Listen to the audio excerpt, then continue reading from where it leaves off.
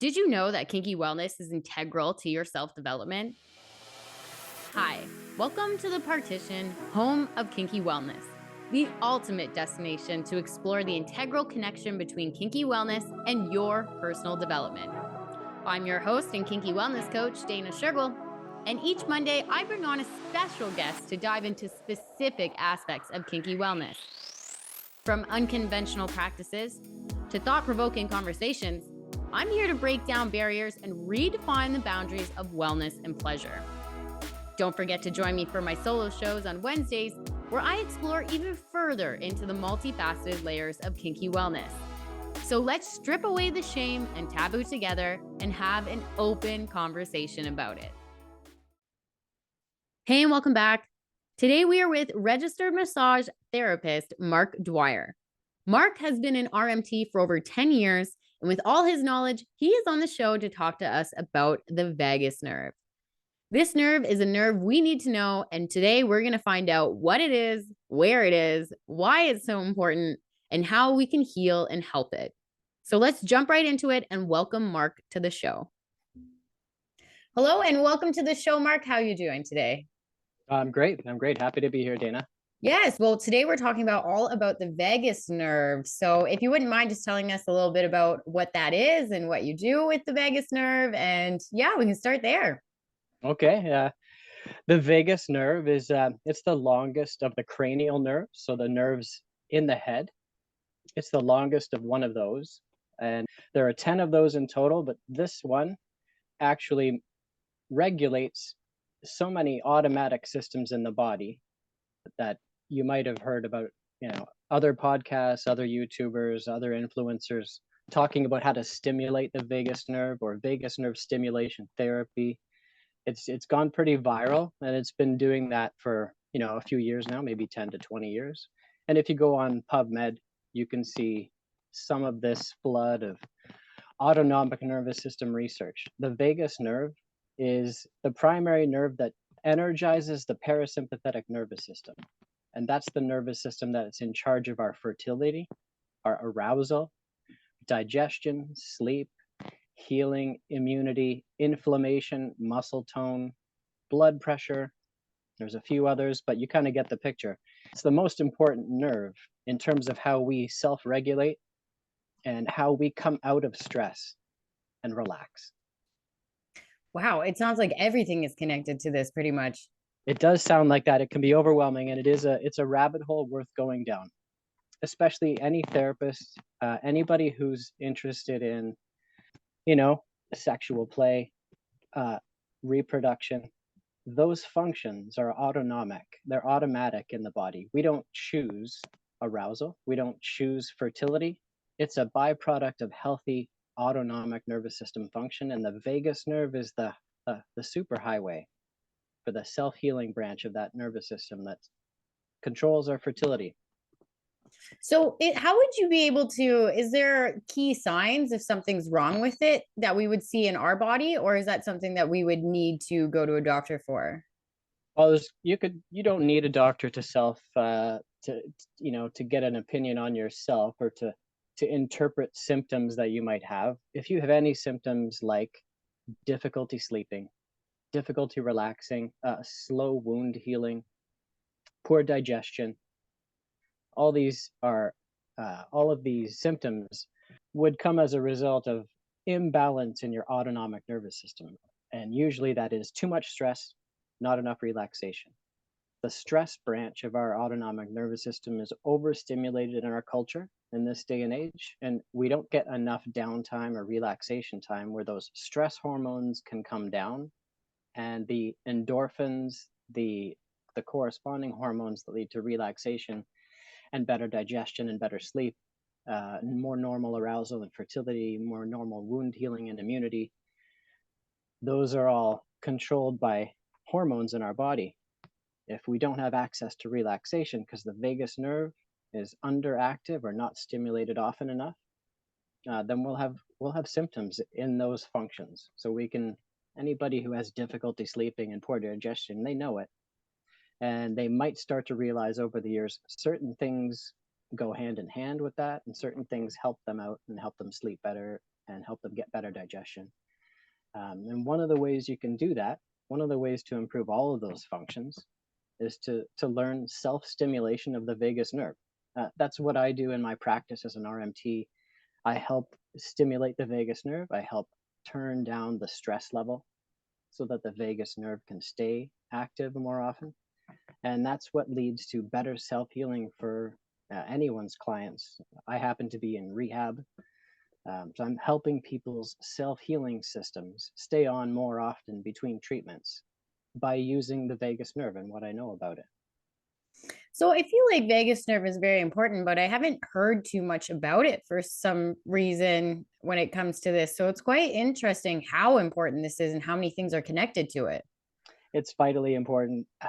If you're interested in longevity or performance or quality of life, and you do just a little research into the autonomic nervous system or self-healing, or just put in vagus nerve into PubMed or YouTube and just start watching lectures, watching free content, you'll quickly realize how much information is just sitting there, just at your fingertips. But most of us are distracted by our jobs and our favorite outlets, and we're in our little ruts, and we all have our little blind spots. And don't feel alone, because the mainstream healthcare system has a blind spot, has many blind spots. But this information happens to be, in my opinion, so far still in the blind spot of the mainstream healthcare system. If you want to help somebody heal themselves and you don't help them reduce their own stress so that their vagus nerve can energize and activate their parasympathetic nervous system, they won't heal quickly or efficiently. They'll remain stressed. They'll continue sleeping poorly, possibly with poor digestion and poor markers in the other functions that the vagus nerve controls. Yes. And so you say that we can stimulate it. And is it just predominantly just reducing your stress levels at home, or is there other ways that you can stimulate your vagus nerve? Your vagus nerve will become more stimulated more often on its own if you do those things. Your body and your nervous system is designed, happens to have the capacity for self-stimulation. But if there's so much stress or there's so much chronic pain that you don't get relaxation often enough, people can slip into a condition called sympathetic upregulation. And it's just like, imagine someone put a brick on your gas pedal, but you still have to commute. So people tend to live in this kind of baseline level of high elevated stress hormones, and we just get used to it. We're all used to it. It happens to me too. So, but nowadays, more and more biohackers, more and more healers, more and more influencers they're discovering that you can learn little tricks to stimulate that vagus nerve without changing your lifestyle yet. Maybe you haven't figured out how to feel more relaxed more often. Maybe when you try to meditate, it's frustrating for you and it just doesn't work. There are little tricks to bypass that condition that you can be in. For example, I just learned on last weekend at a workshop, if you press your eyeballs gently but firmly, take a few breaths, you leave it there for 20 to 30 seconds, your vagus nerve gets energized. That's not the most practical way to go through your life, is pressing your eyeballs whenever you feel stressed out, but that will help. There are also reflexology points people can learn on their body, and stimulating them with your finger and your thumb or a pencil can do that. Acupuncture points can do that. I use devices that locate the acupoints and that reset the electrical activity there and help reset the autonomic nervous system while it's happening. So the stress hormones start to drop off and the other hormones start to kick on, because the vagus nerve is activating, because the opposite branch of the nervous system, the stress system, is being suppressed. So it's valuable to learn ways to improve your stress level in your life. It's also valuable to learn ways to interrupt it, maybe when you're not having a perfect week at managing your stress. Maybe managing your stress in deadline week is not possible. There's other ways to help yourself, and it's really a rabbit hole worth going down for anybody who's interested in feeling better, having better immunity, um, feeling more relaxed more often. Well, you mentioned that it's very connected to our pleasure. And would you be able to expand a little bit more on that as well? Sure, yeah, it's so sexual arousal is regulated by the vagus nerve and the autonomic nervous system. People might think that the stress system might be involved with getting aroused, because maybe when we think of being aroused, our breath, our respiration rate might increase a little bit. Our body temperature might fluctuate a little bit, blood pressure fluctuates a little bit. But ironically, it's the relaxation branch of that autonomic nervous system inside of us that allows us to feel arousal. If that system cannot activate because of chronic stress or pain, you may feel a reduced sex drive. You may feel less sexual. You may feel less pleasure until something corrects that balance in your internal stress system. That autonomic nervous system balance is called autonomic tone. Now, autonomic tone is when you can easily switch back and forth between these two branches of the autonomic system. They should take turns in our life. We need that stress response, but when it's chronic, it interrupts the other half of our nervous system, which happens to involve everything we talked about: digestion and arousal, fertility, self-healing, blood pressure, muscle tightness in our body. It's all controlled automatically for us by one half of that system.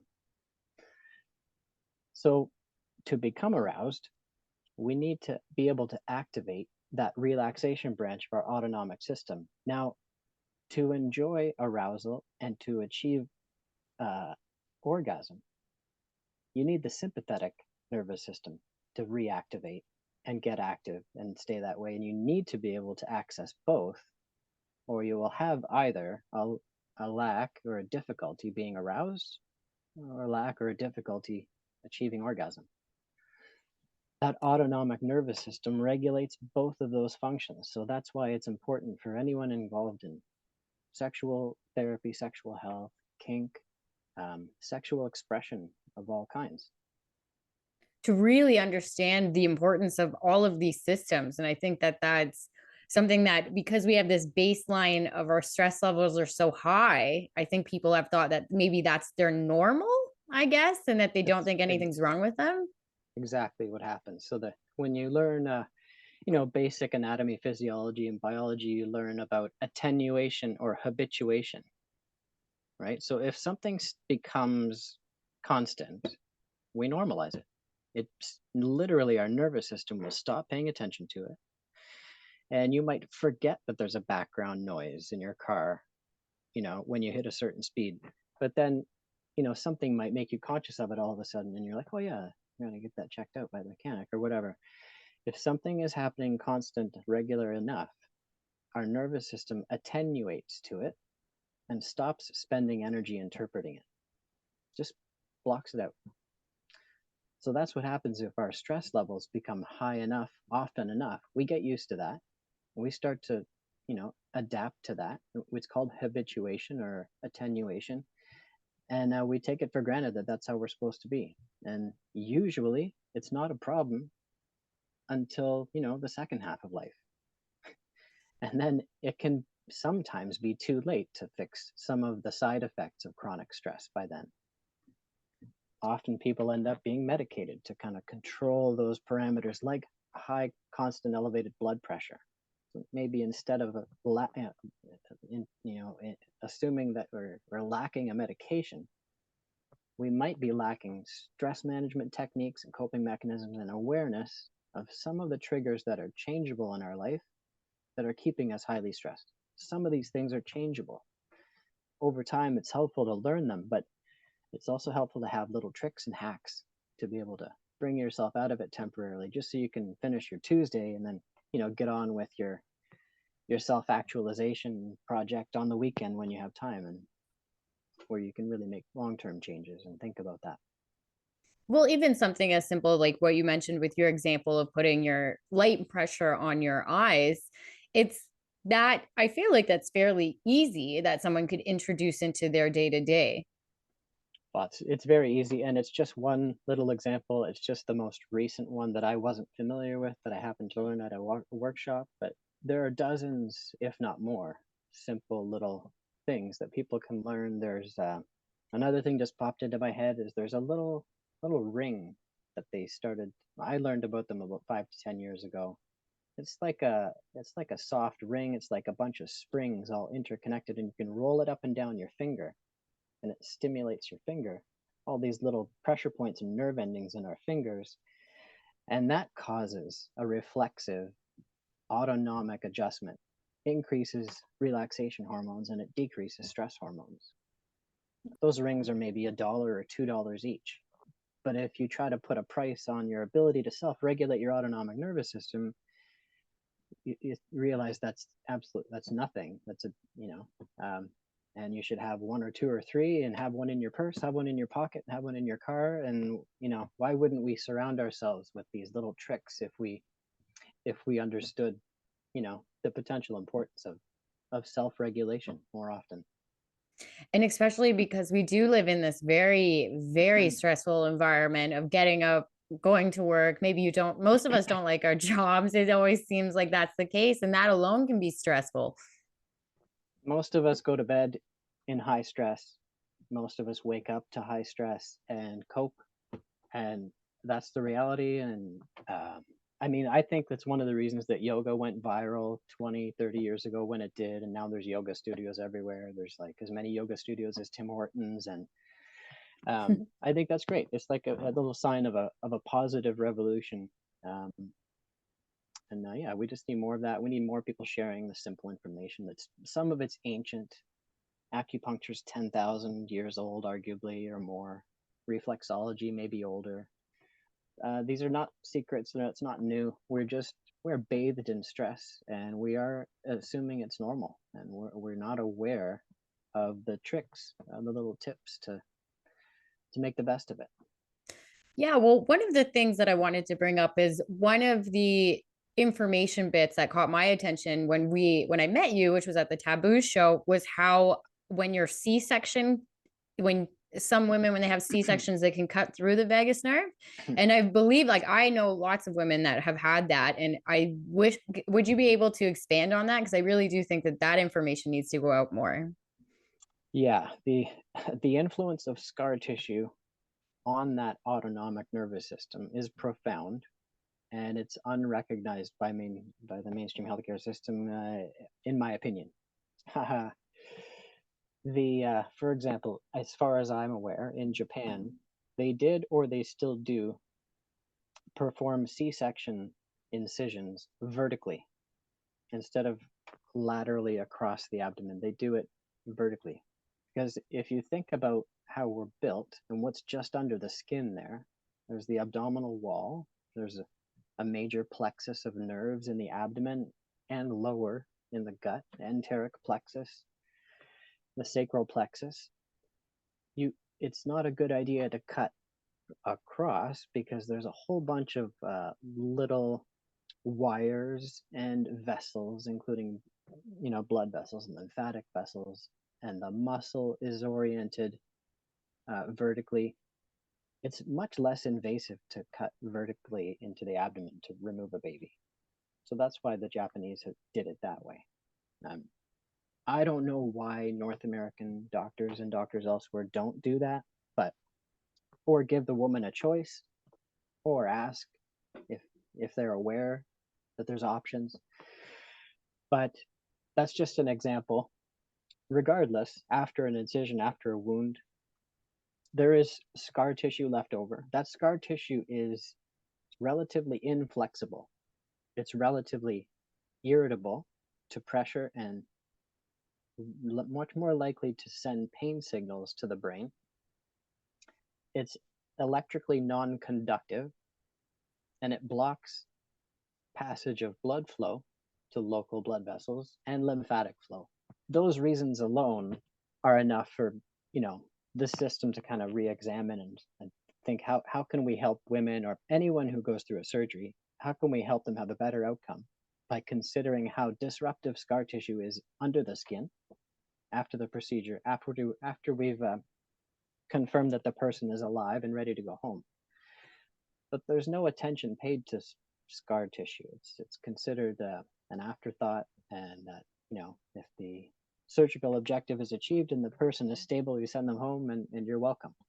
But some people aren't that lucky, and they may have chronic pain in the low back or in the neck, the shoulders, from that incision and the residual scar tissue from that. That is changeable, but there are, laser techniques can help change that. This device that I use has a setting for scar tissue, and it very gently repolarizes the scar tissue under the skin. It can take 10 to 15 to 20 minutes, depending on how long the scar is. But if people were to use that after any procedure, they would get much better wound healing results. They would get much better tissue excursion or tissue movement there, which leaves us more flexible than otherwise. Because an incision in the skin, even on the surface, translates deep under, and that can tie up muscles that are passing through there. So the C-section scar might increase the tension in the psoas muscle, or that major hip flexor muscle. That's directly tied in to your survival reflex. If you have a C-section scar and it doesn't heal perfectly, and maybe you were a little bit too tight and not in perfect shape before it all started, you might come out of that with tension locked into your abdomen that you can not get out. That might translate later to chronic low back pain. And trying to fix it later is not as efficient as helping the person, while it's happening, or identifying people who are likely to not have a perfect outcome. Athletes tend to have great outcomes from surgeries. Civilians, it's not as consistent. Wow, I am actually shocked by a lot of the comments that you said, but in the same breath, when it comes to our health system out here, my listeners know that I'm not a total huge fan of it. So in a way, I'm almost not shocked, because that's crazy that we don't even give the option out. And to know that you could have pain in your neck or in your shoulders for something like this, it just goes to show how everything is very much connected within our body. It's very much connected. If you are close to your limit of chronic stress before a C-section, you're probably going to be there or higher after the C-section.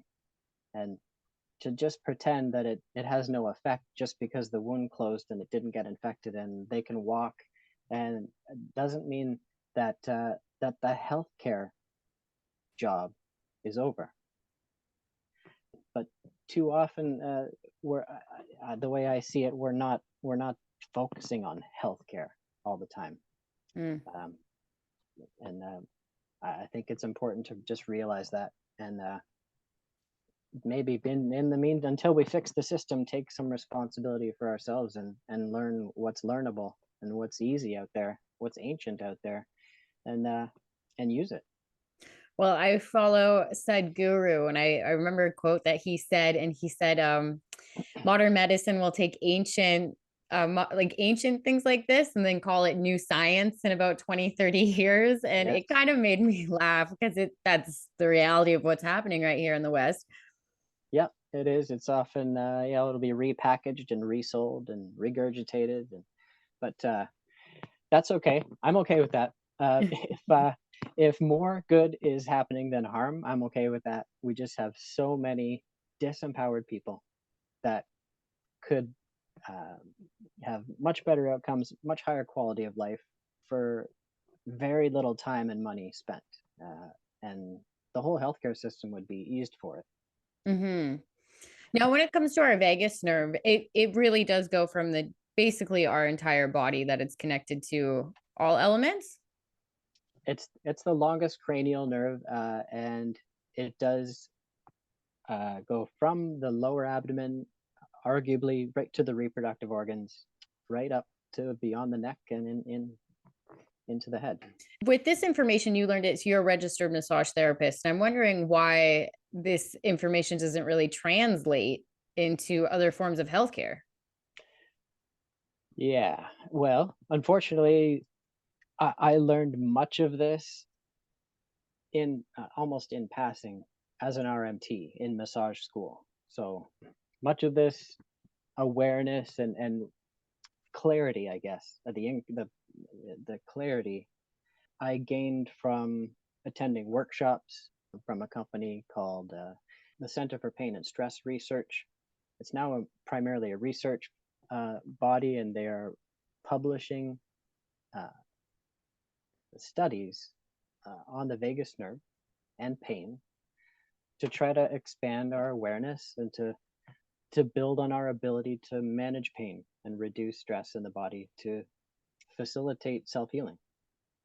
So I've learned much of what I'm discussing with you today, and I'd say 80% of what I know that led to our chat and led to this invitation is learned from the Center for Pain and Stress Research. The headquarters of them are in Etobicoke on the lakeshore, just outside Toronto. Oh, wow. But that the unit that they make, which is a neurostim device, it's a point finder, and you do this, you turn it on. There's a little light there. So if I put this on my hand, I don't know if you can hear that. Yeah.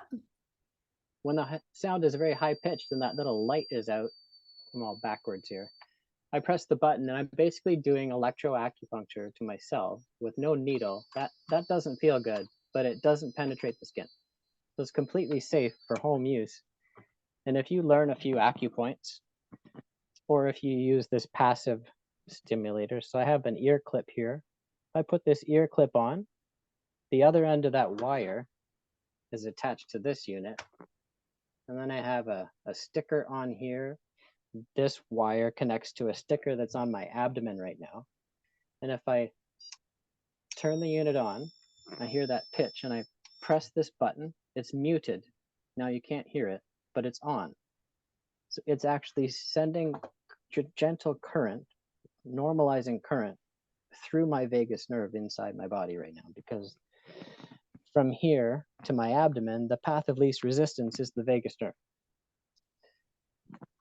This wow. current, the parameters of this current are proven many, many times in published studies, proven to regulate the autonomic nervous system. So I don't need to be a rocket scientist to do that and turn it on and press mute, put it in my pocket and like do this podcast or read a book, watch Sports Center. I could do the dishes with it on. So it's one of the tools I use to self-regulate my nervous system, to prevent chronic stress burnout, and to keep my parasympathetic nervous system energized often enough that I don't burn out. I don't have any symptoms from stress or burnout. Wow. So how accessible is one of these for someone to get a hold of?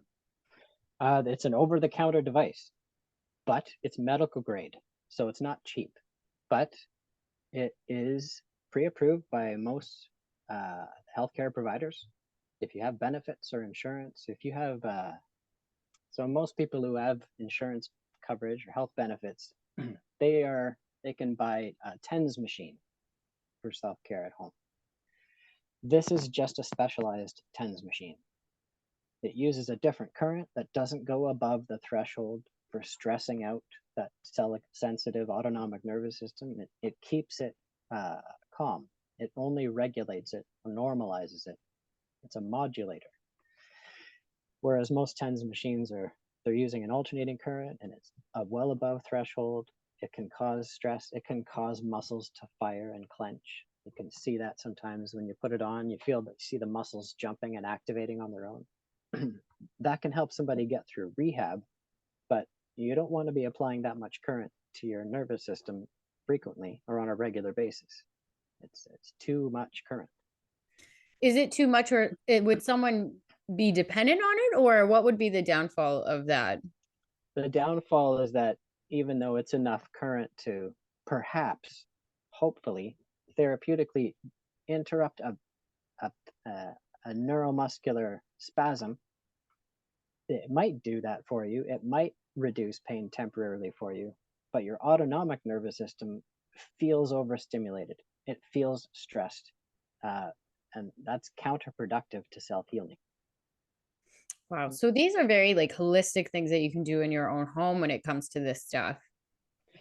Yeah, it is holistic in that it's essentially acupuncture with some additional functions and this passive, safe, simple application.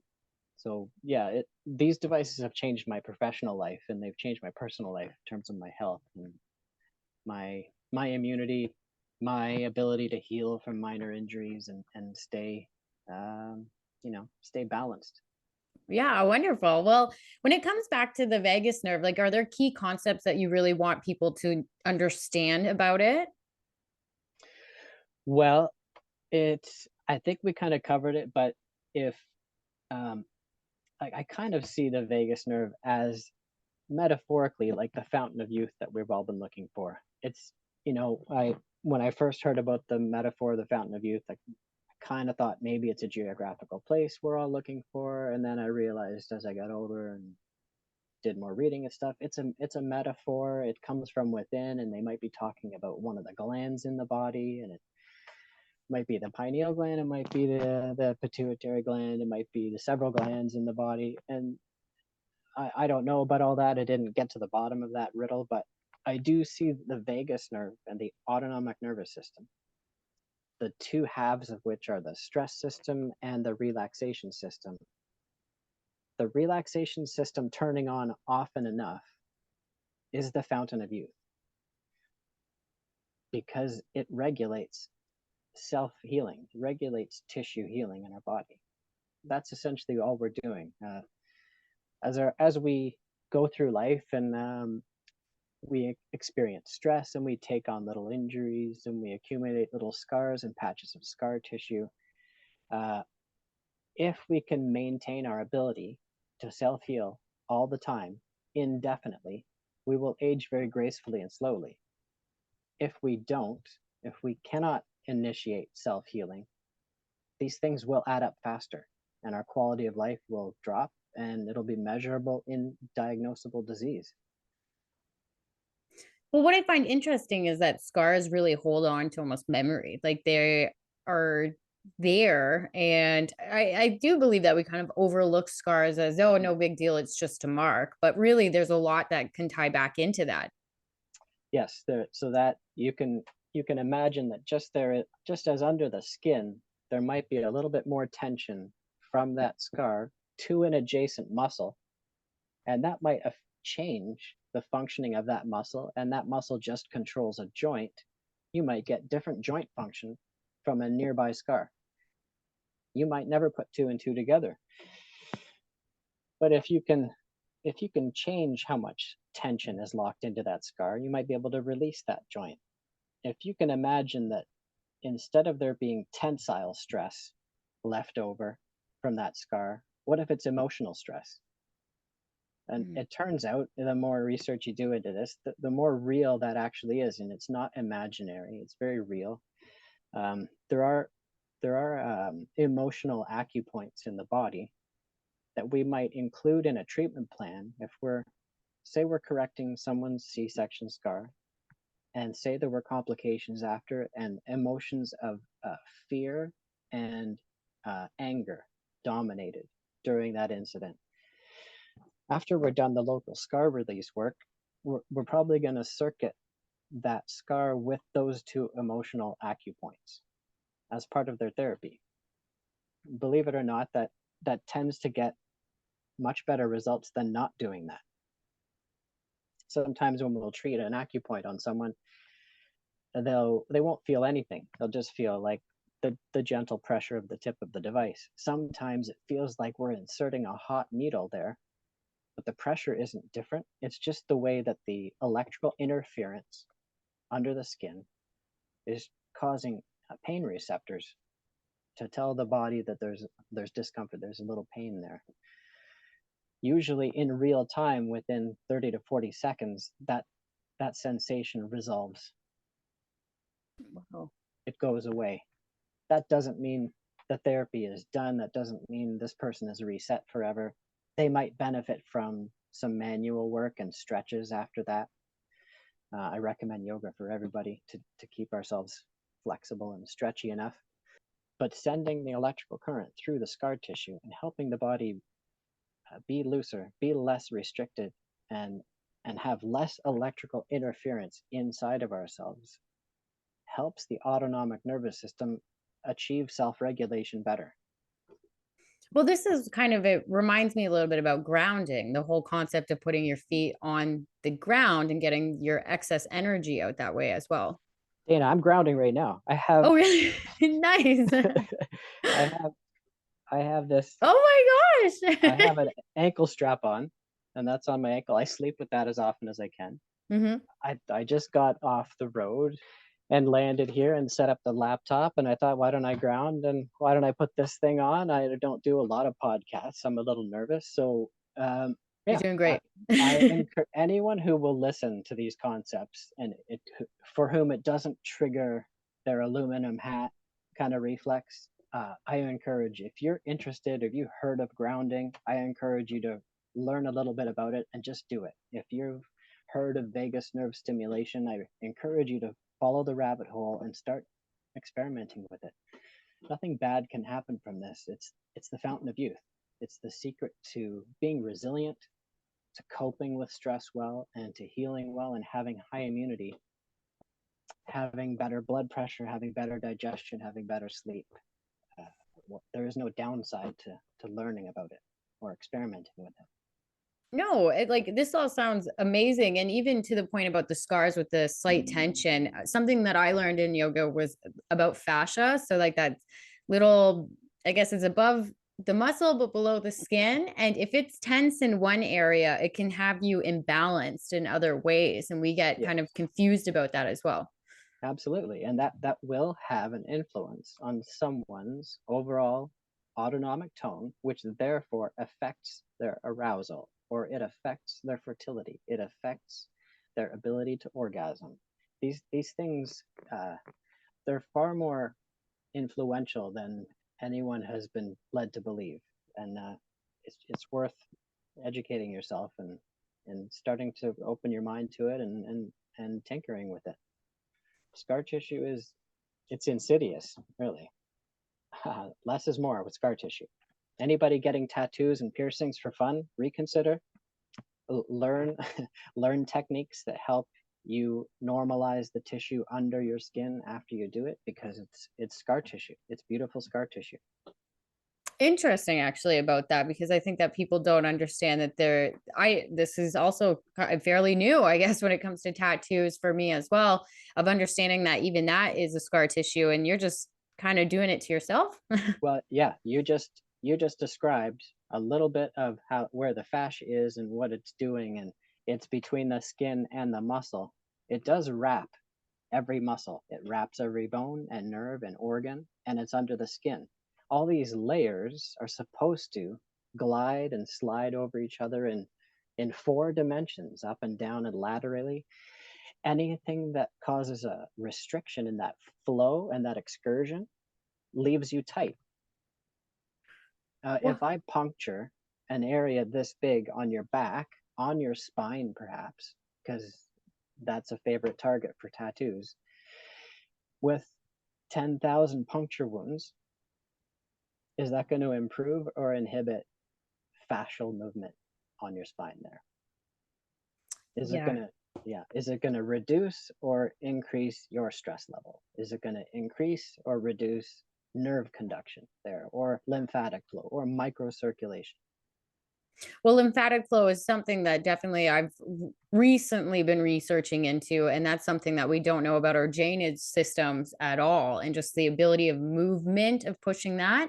And all of these things, they seem so obvious when you read about it, almost too obvious in a way. Yeah.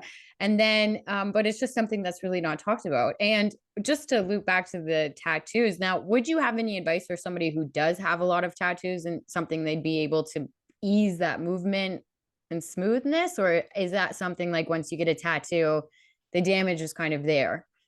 No, it's I mean, people can go through their whole life accumulating tattoos, be covered in tattoos. I'm not saying it's the end or it's going to cause this or that, but it's not an upgrade for your self-regulation system inside. It doesn't enhance any of those critical functions: nerve conduction, blood microcirculation, lymphatic flow. It doesn't upgrade any of those things.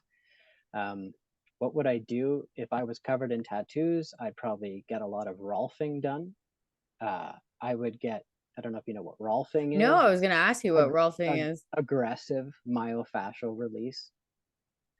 They will literally take your skin from the surface, try to release as much of the restrictions under the skin as possible, and it can be uncomfortable. But that's what one of the things I would do. I would use these devices to release the tattoos as I get them, or start working on them.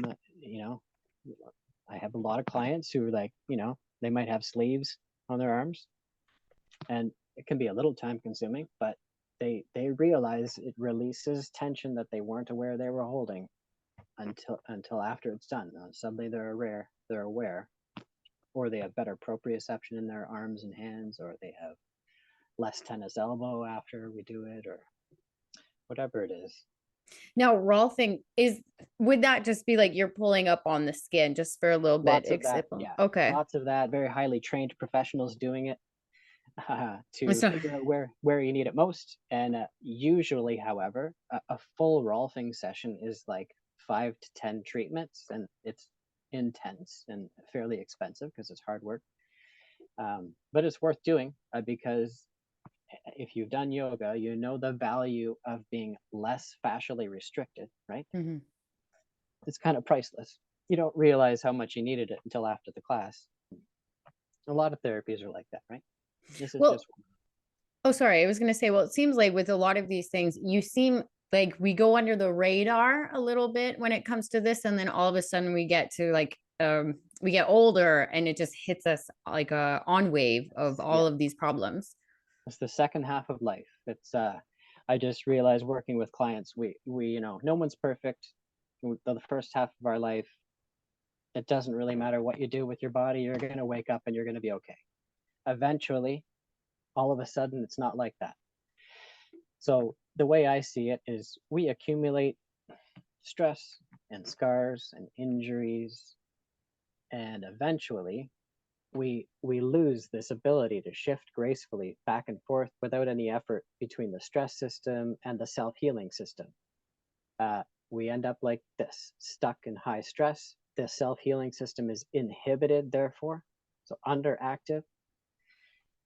And what you can expect if that happens is less efficient digestion, higher blood pressure, higher muscle tone, more chronic pain, worse sleep, less fertility and arousal, more inflammation.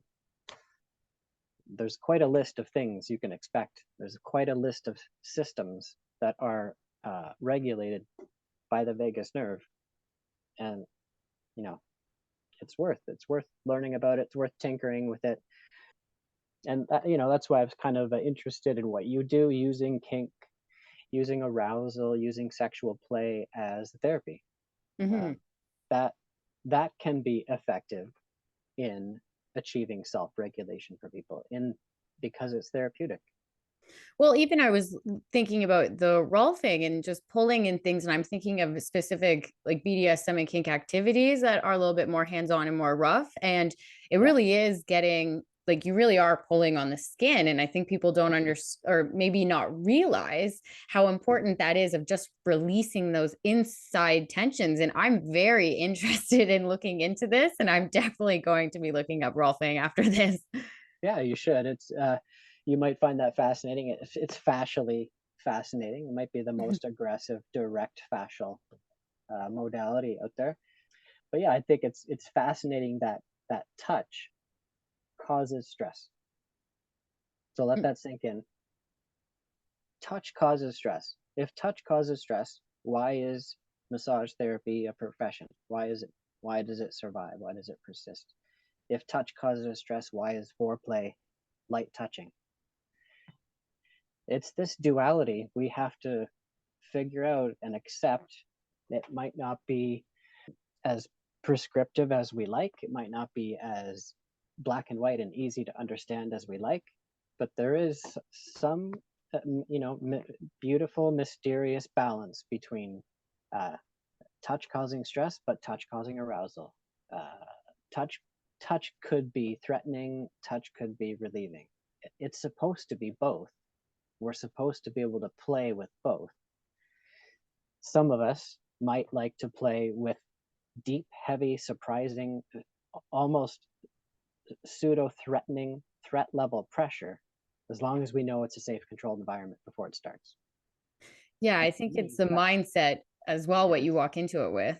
Actually, absolutely the context and the mindset. Absolutely. It's absolutely controlled by that. You change a couple of those, details, and it's a completely different experience. But Absolutely. it's pretty fascinating when you think of it that way, and think of how some people's kinks and fetishes unfold. And you know what? And this is what I always say. It doesn't always have to make sense to everybody, as long as it makes sense to you. And I definitely don't believe that healing, I've said this so many times, but healing is not soft and cuddly. A lot of the times it actually can be rough. It can be exhausting. It can be, you're crying or you're sweating through it. Like, some of the harshest things that we have to go through are quite painful. But at the end of it, you have that relaxation moment of, oh, I got through it. The weight is lifted off of my shoulders. That's what it is. You expose yourself to a stress, and as long as it's safe exposure, you can come out of it empowered. You can come out of it relieved. You can come out of it with a catharsis. Yes. It's totally possible. Absolutely. Well, thank you so much for coming on the show and explaining more about vagus nerve and its importance, because this is unbelievable. And you've given so many tips on how to regulate it, and definitely things for my listeners to go venture and do their own research and see what they come out and see what they can see. I hope so. I hope they have fun doing it, and I hope they feel better for it. And I really appreciate your interest in it. It's refreshing, because a lot of the times we do outreach like this and we talk about what we do, and it's an uphill battle, and it's just refreshing to meet somebody who's just as curious and excited about it as we are. Well, thank you so much. Where can my listeners find you? I'm in Toronto half the week. I'm in Hamilton the other half the week. I work in physiotherapy clinics, and I work freelance. Okay, wonderful. Well, I will put all your contact information in the podcast description. And for my listeners, you guys know what to do. I'll see you on Wednesday. Stay kinky. Bye, Dana.